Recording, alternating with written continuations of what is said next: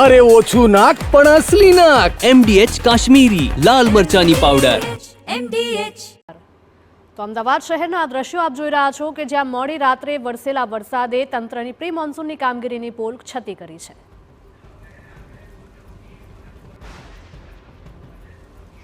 અમારા સંવાદદાતા રોનક પણ જોડાઈ ગયા છે ઓઢવ વિસ્તારમાંથી. રોનક, કેવો માહોલ જોવા મળી રહ્યો છે? કેટલા વરસાદી પાણી ભરાયેલા જોવા મળી રહ્યા છે ત્યાં?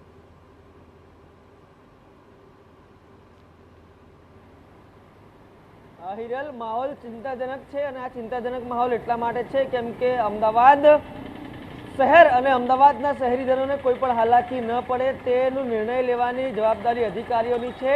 જે અધિકારીઓ એસી ચેમ્બરમાં બેસીને જુદા જુદા નિર્ણયો લેતા હોય છે અને અધિકારીઓને એમ લાગે છે કે તેમના નિર્ણયથી અમદાવાદને કોઈ પણ પ્રકારની મુશ્કેલી નહીં પડે, પરંતુ આપ દ્રશ્ય જુઓ, હજી તો સત્તાવાર ચોમાસું બેઠું પણ નથી, હજી તો વરસાદ આવવાની શરૂઆત થઈ પણ નથી. નાના ઝાપટા જ પડે છે, પરંતુ આ ઝાપટામાં અમદાવાદની હાલત જુઓ.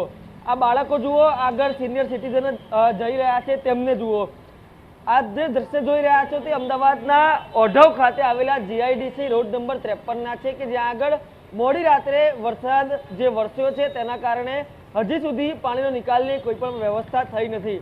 અત્યારે જે સમય છે તે 11 વાગ્યાની આસપાસનો થયો છે, એટલે કે જે વરસાદ પડ્યો છે તેને લગભગ 8 કલાકનો સમય છે તે વીતી ગયો છે, પરંતુ 8 કલાક વીત્યા બાદ પણ સ્માર્ટ સિટી, અત્યાધુનિક સિટી અમદાવાદના દાવાઓ કરતું જે વાસ્તવિક છે તેની હાલત આપ દ્રશ્યમાં જોઈ રહ્યા છો.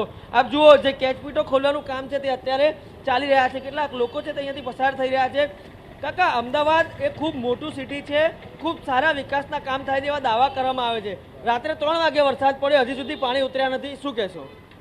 હજુ સુધી પાણી તો ક્યાં, અહીંયા ઓઢવ વિસ્તારના અંદર પાણી તો સમસ્યા જતી જ નથી.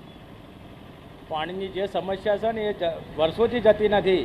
અહીંયા ફાયર બ્રિગેડના ત્યાં ભરાય, એના પાછળ પેલું બાજુ આગળ બ્રિજ રહ્યો ત્યાં ભરાય છે.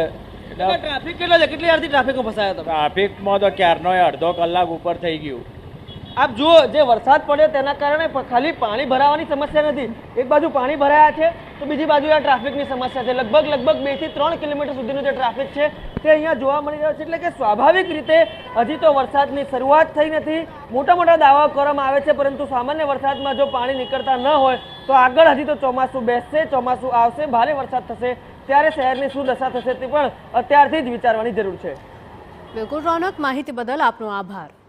તો અમદાવાદ શહેરમાં ઠેર ઠેર અનેક વિસ્તારોમાં વરસાદી પાણી ભરાયેલા જોવા મળી રહ્યા છે, જેના કારણે ટ્રાફિક જામની સમસ્યા પણ ઊભી થઈ રહી છે.